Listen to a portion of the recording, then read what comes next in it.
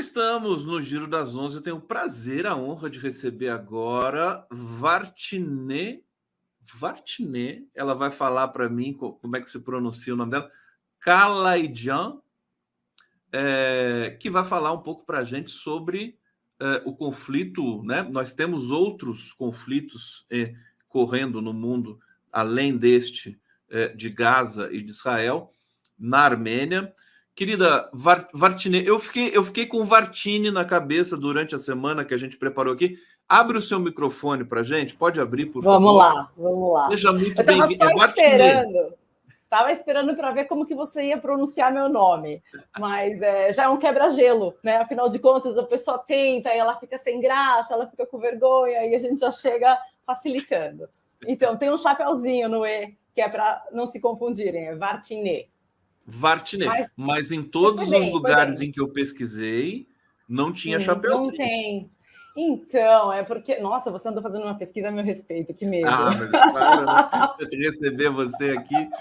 Mas, enfim, os dois são lindos para mim. Vartine, Vartine, e o nome todo, que ainda tem mais um sobrenome, quer dizer, Vartine Kalaidjan. Era pouco. Então, eu já tinha um palavrão no sobrenome de solteira, que era Borchalhan, e aí eu achei que era pouco, estava muito fácil para o pessoal do telemarketing, então eu resolvi adicionar mais um. Aí eu casei com um armênio e ficou com um palavrão inteiro agora, entendeu? Aí você vai casando até... Não, pela cultura armênia a gente casa uma vez só. Olha, gente, deixa eu apresentar aqui, assim, oficialmente, Vartine Kalaidjan, armênia nascida e criada no Brasil, administradora formada pela PUC São Paulo, especializada em relacionamento com clientes pela FGV, trabalha em prol da manutenção da sua cultura e herança histórica da América Latina, diretora da Associação Cultural eu não treinei pronunciar isso aqui, Hamaskaim Brasil, que fomenta atividades culturais, e o grupo de danças folclóricas Kilikia, produtora do Conexão Armênia, que é o primeiro programa armênio da TV brasileira. Você nasceu na Armênia? Eu nasci aqui. Você nasceu no Brasil? Nasci aqui, eu sou resultado do genocídio de 1915, o primeiro genocídio do século, perpetrado pelo governo turco-otomano contra os armênios. Meus avós ficaram órfãos aos 5 anos, foram parar no Egito, na Grécia. Meus pais nasceram nesses países respectivos e se conheceram aqui no Brasil. Que história fantástica. Você nasceu em que cidade? Desculpa, eu nasci em São Paulo. Nasceu em São Paulo. Para os armênios, a gente sempre fala, se alguém pergunta, mas por que você fala que você é armênia? Você não nasceu no Brasil? E aí eu venho com uma coisa muito simples. Se você plantar uma rosa num vaso de margaridas, vai nascer o quê? Uma rosa ou uma margarida? Claro que nós somos muito gratos pelo Brasil ter nos acolhido e ser um país onde permitiu que os armênios crescessem e contribuíssem tanto. Mas as nossas origens, como nós somos tão poucos, Conde, se a gente não se sentir como parte da sua origem, é muito fácil a gente se perder com o passar do tempo. Os armênios têm uma história de 5.000 anos e a gente tem que lutar cada segundo para manter isso vivo. Olha, a Vartine faz um programa, como eu disse aqui na biografia, primeiro TV sobre o povo armênio na TV brasileira. Tem um canal do YouTube, eu vou colocar na tela aqui para vocês o endereço, a Conexão Armênia, que é o nome que está ali na tela da Vartine. Olha que lindo isso aí, a canequinha. Eu te mando uma para você tomar enquanto você faz o programa, assim você faz essa propaganda. Sem dúvida. Olha só, que maravilha. E o Instagram da Vartine, que deixa eu ver, não está querendo entrar aqui? Vai lá, Instagram. Do Conexão Armênia. Pode seguir do Conexão Armênia mesmo, afinal de contas, é uma forma das pessoas ficarem atualizadas com o que está acontecendo. É porque o seu Instagram é isso aqui? Vartilinda, né? É isso? Esse é o meu, Esse é o seu pessoal. É por do Conexão, né? Isso. Não, mas que é um barato. Falei que pesquisei você. Pesquisar para a gente... Olha, vamos falar um pouco, vamos falar então da questão armênia. A gente teve ali quase que um outro genocídio agora naquela região. Eu vou até colocar um mapa aqui na tela para a gente se localizar. Ótimo, isso ajuda. bastante. No Karabakh, as pessoas né? terem um pouco de dificuldade de entender como que esse território estava no Mundial e era intitulado Armênio. Perfeitamente. Nagorno-Karabakh era o nome dado pelos russos e o nome que os armênios dão é Artsakh. Artsakh, República de Artsakh. Explica para a gente. Eu acho que talvez você precise fazer uma contextualização, né, histórica, a história do povo armênio. Quer dizer, o povo armênio também tem uma diáspora, né? E que, aliás, você diz nas suas resenhas, nos seus comentários, que ainda bem que teve uma diáspora, né? Porque daí o povo se torna invencível, né? Fala um pouquinho para a gente dessa Vamos lá. origem. Então, os armênios foram o primeiro povo cristão, o primeiro povo a adotar o cristianismo como religião oficial no mundo, em 301. A Armênia foi onde parou a Arca de Noé, em cima do Monte Ararat. Então, eu sempre falo que se realmente a civilização renasceu da Arca de Noé, somos todos armênios. Na verdade, as pessoas só não sabem disso. Nós temos 4.519, se não me engano, anos de história. Desde a época da Torre de Babel, já ali se separou uma das pessoas, o Haik, criou o povo que falava o armênio, Hayeren, que é a língua armênia, e criou o país Hayastan, que é a terra de Haik. As terminações Tan, né, Kurdistão, Hayastan, são todas terra de. E durante a sua história, a Armênia teve, inclusive, territórios de mar a mar.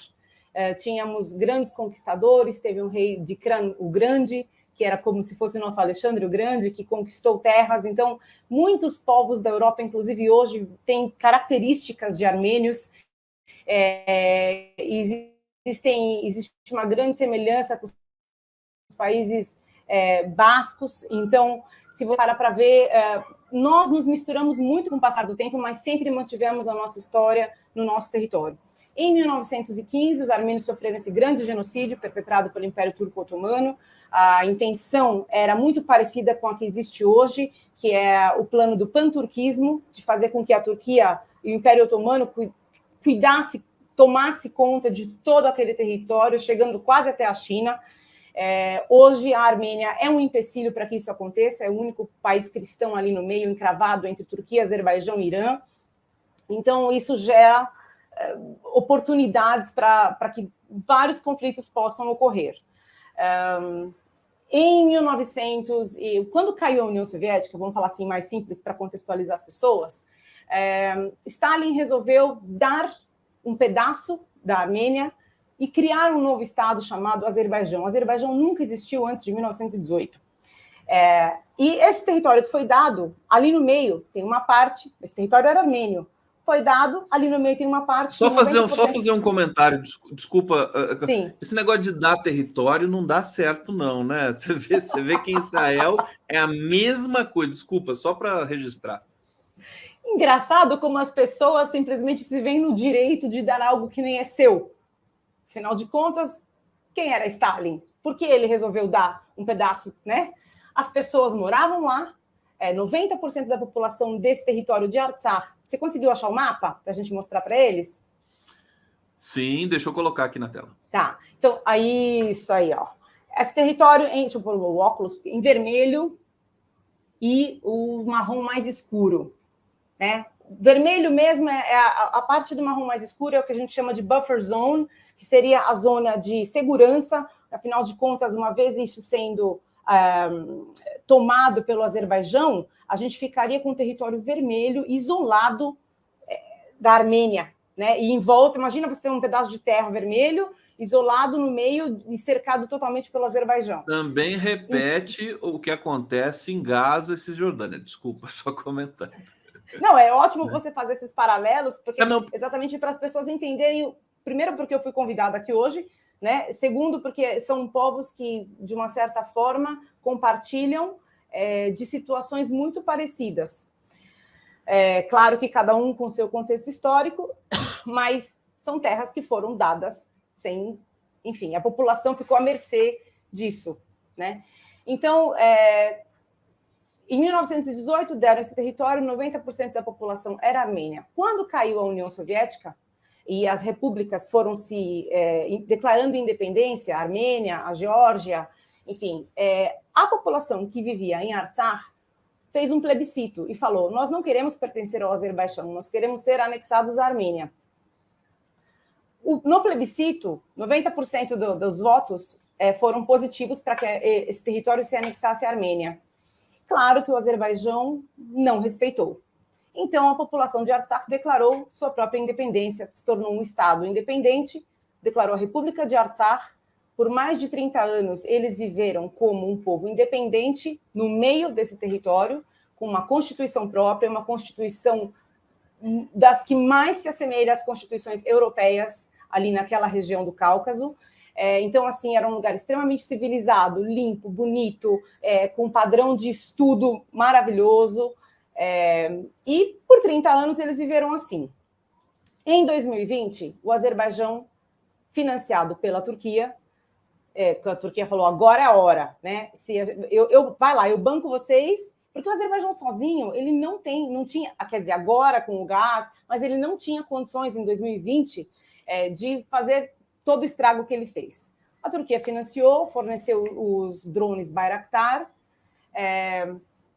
com armamentos de fósforo branco, todo tipo de armas que não são reconhecidas internacionalmente, são consideradas crimes de guerra altíssimos, eles atacaram essa região. Foi uma guerra de 44 dias, a Armênia perdeu 5.000 jovens, que era uma geração maravilhosa, prominente, estudada, todo mundo com sonho de ser médico, de ser... São jovens lindos que foram embora para defender sua terra, para defender suas mães e suas irmãs. Esses corpos ficaram lá. Passaram-se mais 2 anos. 10 meses atrás, o Azerbaijão fechou a única estrada que conectava este território à Armênia. Não entravam mantimentos, não entravam medicamentos, nem ajuda da Cruz Vermelha, porque os armênios do mundo todo se mobilizaram, vamos mandar coisas. A produção local, infelizmente, não dava vazão para sustentar 120 mil pessoas que moravam nesse território. Então, os caminhões ficaram parados na fronteira, não conseguiam entrar. 10 meses neste plano. Isso é um plano de genocídio, porque o genocídio é algo planificado, Conde. A palavra genocídio, infelizmente, no Brasil, foi banalizada de diversas formas. Eu acho que as pessoas precisam entender: a palavra genocídio é planejamento estratégico. Você deixa as pessoas com fome por 10 meses, sem medicamento, e aí um dia, quando chega perto da data da independência delas, você resolve bombardear. Bem engraçado que você submeta elas a condições de inanição, onde se você jogar uma migalha de pão, ela vai aceitar. Eles bombardearam com tudo por 2, 3, 4 dias, e aí a condição de cessar-fogo do Azerbaijão era a seguinte: vocês desmantelam o exército, dissolvem o governo da República de Artsakh e se preparam para a integração com o Azerbaijão. E aí a gente para o fogo. Essa população, obviamente, não ia aceitar nunca viver... Integração de todo o território armênio? Não, desse território de Artsakh, que está ali no meio. Sim. E essa população, obviamente, não ia aceitar viver baixo o passaporte azeri, porque isso significaria muitas coisas. As pessoas têm um pouco de dificuldade de entender, mas por quê? Por que elas não viveriam? Porque viver lá, já desde 2020, significava estar à mercê de muitas situações que os direitos internacionais humanos jamais tolerariam. Na guerra de 2020, o Azerbaijão cortava cabeças, tirava foto e mandava para a mãe dos soldados através do celular que eles achavam no bolso dos soldados. Agora, esse último bombardeio que teve há 3 semanas atrás, eles estavam pagando $500 por orelha de criança armênia. Meu Deus! E o mundo não fala sobre isso, porque o que a Armênia tem para oferecer? Só história, só um povo que trabalha duro, e o Azerbaijão tem o gás. Então, inclusive, nas reuniões nas sessões da ONU que foram discutidas, onde países da Europa colocaram esta questão no mesmo dia, a Rússia parou de fornecer o gás, porque assim a Europa ia necessitar do gás do Azerbaijão. E assim eles não votariam nada que incriminasse o Azerbaijão. Então, no mundo que nós vivemos, o poder está nas mãos de quem tem o dinheiro. E, desculpa, isso se realizou? A Europa está consumindo gás do Azerbaijão? Sim. É? Sim, sim. Pois é, a Europa, os países europeus. Eu já estou morrendo de vergonha porque França, Alemanha, Reino Unido proibindo manifestações pró-Palestina, agora não foi suficiente porque os manifestantes estão lá no mundo todo, né, nesse momento. Agora, veja, assim, a ideia de trazer a Vartinê hoje para falar um pouco sobre a Armênia para vocês todos aqui é porque se a causa palestina é reconhecida mundialmente, ainda que sofrendo de várias dificuldades, né, de se afirmar por causa de uma imprensa de baixo nível, né, a imprensa ocidentalizada, subserviente aos Estados Unidos, a Israel. A Armênia é pior ainda, né? O povo armênio sofre mais ainda com uma invisibilidade desse processo todo de violência. Antes de devolver para você, o tempo vai voar aqui. Você está dizendo muitas coisas importantes. Só trazer o comentário do Fernando. A cidade de São Paulo já tem outubro mais chuvoso em 80 anos, 260 milímetros contra 237 de 69. Os reservatórios agradecem, o agro também. Abraços. Obrigado, Fernando. Está aqui falando um pouquinho do tempo para a gente das chuvas. Rogério Nitablian está aqui, que saudade. Quanto tempo, meu querido amigo Rogério. Abraços a Vartineu, querido Gustavo Conte. O Rogério, que tem ascendência armênia também, vocês devem se conhecer. O Rogério tem feito um trabalho maravilhoso, Conde, maravilhoso durante todo esse período, viu? Maravilhoso. E então, vamos para o período presente. O que houve nesse último ataque que, pelo que eu pude entender, 100 mil armênios se deslocaram daquela região para o território, digamos, matriz ali da Armênia? Não Hoje, sei como é que da Armênia, isso. Explica para a gente, querida. Vamos lá. Então, quando o Azerbaijão bombardeou, após 10 meses de fechamento de estrada, a população se viu novamente mediante uma situação de, pronto, vai morrer mais de 5 mil de novo. O que a gente faz? Não vai sobrar mais jovem, enfim.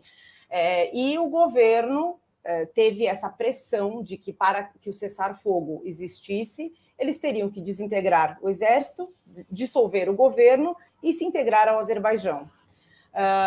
Infelizmente, por a gente perceber que a gente não tem armamentos suficientes e a gente enfraquecidos após uma guerra que não faz nem 2 anos e os armamentos que o Azerbaijão tinha para atacar seriam devastadores para a Armênia. O governo acabou cedendo, a população não aceita ficar lá porque sabe do que vai acontecer. Imagina, você vai poder deixar seu filho para a escola se você não sabe se ele vai voltar com a orelha ou não? Você pode viver tranquilamente num lugar assim, onde falsamente é declarado que vocês terão as mesmas condições de vida que um azeri?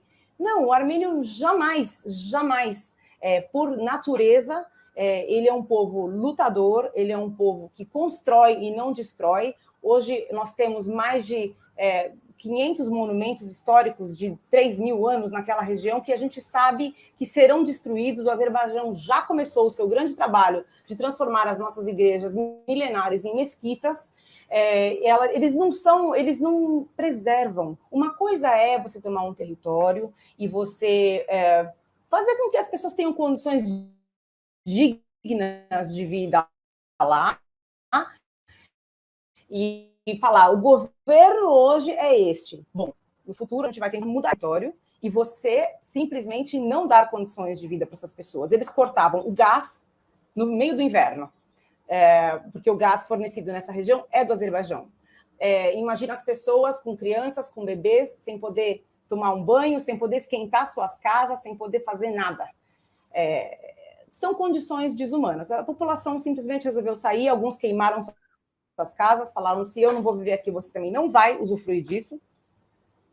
E pegaram o êxodo, o corredor sentido Armênia, porque a estrada estava fechada só para entrar.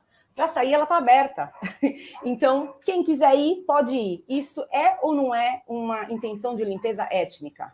Quem Agora, quiser pode deixa eu sair. te perguntar, Ou seja, olha como tem semelhanças com o que a gente está assistindo ali na região do Oriente Médio de Gaza, né? Aliás, daqui a pouco a gente vai atualizar ali as questões.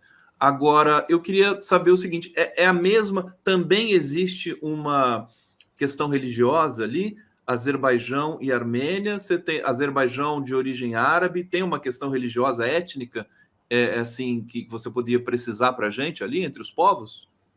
bem, existe algo inegável. Os armênios são cristãos e o que sempre os manteve de pé foi a sua religião. A Igreja Armênia é a base do Estado na Armênia. Então, dizer que eles teriam que mudar sua religião para se tornarem cidadãos de um país algo assim impossível para o armênio. Ele seria negar a sua existência, negar a sua essência, negar quem eles são. O que sempre nos manteve de pé foi a nossa fé. Eu não posso dizer que esse seja o motivo principal. A gente sabe que estamos rodeados de países que não são cristãos, mas a gente também vê, por exemplo, pessoas vivendo no Líbano, que são os cristãos e os muçulmanos junto, e vivem ok. Aqui no Brasil, todo mundo vive ok. Então, por que não pode viver ok em outros lugares? Mas o caso... Não quero entrar nessa questão religiosa, Conde. Existe algo que é inegável. Os armênios são cristãos e ao redor são muçulmanos, e eles tentariam impor a sua fé, porque o armênio não poderia praticar a sua religião vivendo dentro do Azerbaijão. Perfeito. Olha, estamos aqui com a Vartine conversando sobre Armênia. Eu quero perguntar ainda, o pessoal está comentando aqui no bate-papo, a Roberta Carabolante. Oi, Conde. Oi, Roberta. Tudo bom? Análises políticas está dizendo aqui. Conde, pergunta se ela é parente do Rogério. Eu acho que você é conterrânea do Rogério Netablian. Até, olha, eu tenho conversado também, você já responde isso para a gente, mas com a Kenarik Bojikian, que é uma das desembargadoras mais respeitadas do país, aposentada, a Kenarik Bojikian, pedi para ela indicações também para falar da Armênia. Eu quero acelerar nesse processo. Estou começando com você aqui, viu, querida Vartine? E vou te chamar de novo para a gente fazer esse debate. Porque, enfim, tá invisibilizada ali aquela região. Cadê a ONU? Cadê os observadores internacionais? Né? Que eu quero perguntar para você. Oi, diga, pode falar. Isso é importante. A ONU mandaram uma missão da ONU para lá, e ela chegou depois das evacuações. As pessoas saíram, né? Assim, levaram horas. Na verdade, essa estrada levou uma estrada que geralmente é uma viagem de 4 horas de carro da Armênia para essa região, levaram mais de 30 horas. Primeiro que as pessoas já não tinham gasolina, porque com o fechamento da estrada, a gasolina era algo que estava assim, muito, muito escasso e caríssimo naquela região. Até os produtores locais não conseguiam distribuir suas vegetações, enfim, a produção, né, de verduras, porque não tinha gasolina. Bom, enfim, arranjaram gasolina para sair. Provavelmente o Azerbaijão deu uma ajudinha ali, né? Vamos encher os carros de vocês para vocês irem embora. Teve uma grande explosão no posto de gasolina e não tinha medicamentos, os hospitais não podiam funcionar, um monte de gente morreu nessa explosão tentando sair. Levaram 30 horas para chegar na Armênia e hoje é essa situação. A Armênia está com 100 mil refugiados, mais ou menos, tendo que aguentar a situação de gente que não sabe nem para onde vai, o que vai fazer. Né? Mas eu comecei esse assunto por alguma coisa que você estava falando e eu te interrompi até para falar disso. Não, tinha uma curiosidade aqui do internauta de saber se você tem algum grau de parentesco com o Rogério Netablian. Não era isso, mas tinha outra coisa. Não, mas tudo bem. O Rogério estudou comigo. Mas Agora eu não me lembro. Mas são tantas perguntas que eu vou ter que segurar aqui, porque não vai dar tempo. Da ONU. Não, isso é importante. Da ONU, desculpa, é isso? Da ONU. Então, a ONU chegou lá, depois que as pessoas evacuaram, mandou uma missão de observadores. E eles olharam, tem umas imagens na internet, se você procurar, você vai ver a capital toda, assim, tudo jogado. Você percebe que é como se passou um vendaval, todo mundo largou e é uma cidade fantasma, não tem mais ninguém. A ONU olhou e falou, não tem sinais de genocídio aqui. E foi embora. Aí saiu uma notícia que um dia antes o Aliyev tinha doado $1 milhão para a ONU. Aí eu te falo, Nossa, a ONU A realmente ONU está deixando atinge seus objetivos. uma situação muito delicada, né? Enfim, já não é de hoje. Olha, muita gente comentando aqui. Deixa eu trazer alguns desses comentários. Sidney Carvalho, problema da Armênia. Deixa eu até aumentar aqui o tamanho do comentário para todo mundo poder ler direitinho. Eu coloquei aqui pequenininho. Espera aí, vamos lá. Problema da Armênia foi a independência da União Soviética em 91. A Vartinet falou disso aqui. Se pertencesse à Federação Russa, não sofreria essas agressões. Mas se pertencesse à Federação Russa, sofreria outras. Exatamente, Conde. Teria outro problema. Exatamente. O Pedro Veloso está dizendo: o grande cantor Charles Aznavour é armênio. Eu não sabia disso. Leonardo Oliveira: o que se passa é que é imperialismo quer dividir os povos utilizando os governos traidores locais e argumentos ditos religiosos como arma. Está aqui perfeito. Não sei se é meu amigo Leonardo Oliveira. Se for, um grande abraço, saudade de você, Léo. E o Rogério Ntablian está dizendo aqui: Sidney, os russos estão alinhados com os azeres. Eu não sei exatamente quem são os azeres. Quem são os azeres? O pessoal do Azerbaijão. A população do Azerbaijão. Os azeris. Eu queria saber qual é a população de armênios espalhada pelo mundo hoje. Existe esse número? Sim. Na Armênia, hoje, nós temos 3 milhões e fora 8 milhões. Por isso que eu te falei da diáspora, a importância da diáspora. E o favor que, na verdade, os turcos fizeram para a gente 2 vezes. E eles não sabem. A primeira foi quando fizeram o genocídio. Afinal de contas, o povo se espalhou. E hoje, se eles quiserem destruir a população armênia, jogando algo lá, ainda assim, tem 8 milhões fora que vão buscar os seus direitos e jamais esquecerão as suas raízes.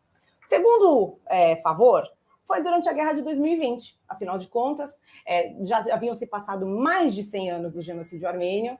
Todas as pessoas que eu conheço, que viveram sempre na paz do Brasil, falavam para mim: por que todo ano vocês lembram a data do genocídio? Por que todo ano vocês fazem protesto? Já passaram 100 anos. O turco de hoje não é o mesmo turco de 100 anos atrás. E aí eu falava, a ferida está aberta, porque a Turquia nunca reconheceu o genocídio que eles fizeram. Eles têm uma política negacionista e eles alteram os livros deles dizendo que fomos nós que os matamos. Bom, em 2020, quando o Azerbaijão atacou novamente a Armênia, a juventude que cresceu, sendo que os avós já morreram, passaram-se 107 anos, são poucos da minha geração que tiveram a oportunidade de conviver com um avô que chorava contando do orfanato, e meus filhos menos ainda. Então, com o passar do tempo, a história se apaga. E quando você remexe nessa ferida e põe o dedo e faz assim, e você mostra que você mata 5 mil jovens jogando fósforo branco, que é uma queimadura que queima, e nem a água apaga. Hoje nós temos milhares de jovens na fila de transplante de pele. Então, quando você renova essa ferida, Conde, essa diáspora despertou. E os gigantes despertaram. Afinal de contas, agora é impossível essa geração minha, dos meus filhos e até mesmo dos filhos deles, não clamarem por justiça e não quererem uma reparação, pelo menos um pedido de desculpas. E essa desculpa está crescendo cada vez mais, né? Porque agora não é mais desculpa por 1915, agora é pelo que está acontecendo em 2020. São 100 mil pessoas que tiveram que sair das suas casas. E detalhe, eles deixaram seus entes queridos enterrados naquela terra e nunca mais... Uma mãe que acabou de enterrar o filho há 2 anos atrás, ela sabe que nunca mais ela vai poder ir lá, nem pôr uma florzinha para o filho dela. E aquele corpo vai ser revirado, porque provavelmente o Azerbaijão vai passar com tratores e você vai virar pó.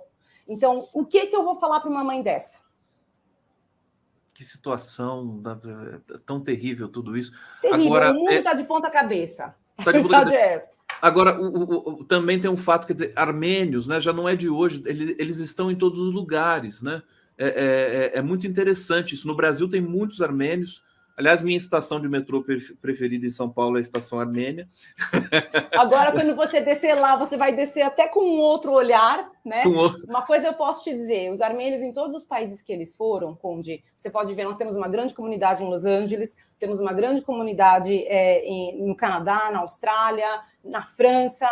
Todos os países que os armênios estiveram, eles contribuíram para o crescimento do país. É um povo trabalhador, que não tem sábado, não tem domingo, bonito, inteligente, unido, dá valor à família, tradições. Então, assim, não é um povo que destrói, que quer o mal do outro. É por isso que a gente só toma na cabeça. Eu falo, um plano diabólico desse, de você deixar as pessoas 10 meses passando fome, depois bombardear na data da independência, que é para você fazer, esfregar o nariz deles no chão e falar assim, independente uma ova, olha o que a gente faz com vocês, isso é diabólico.